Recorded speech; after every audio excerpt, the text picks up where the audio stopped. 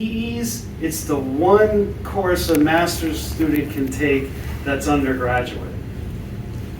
I don't know about the other majors, but we also at San Jose State, we design circuits and have them fabricated elsewhere. So this just represents kind of like a history of silicon neurons in my research group. And the chips we sent out, they get fabricated and they come back and we test it. But these are all research areas that you can participate in at one level or another.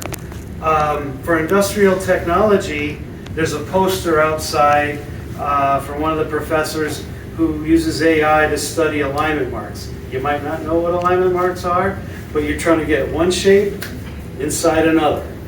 And that's error, and that's error you can't tell.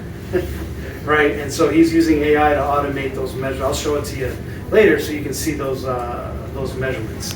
So what we're going to do today is go around from station to station, and you'll get an introduction of what you're going to do and why it's important. And then we'll break you up into groups, and then you'll be shown how to do the activity, right? But really, ask lots of questions, take as many pictures as you want. And yeah, you're here on spring break, or you're not surfing or skiing, right?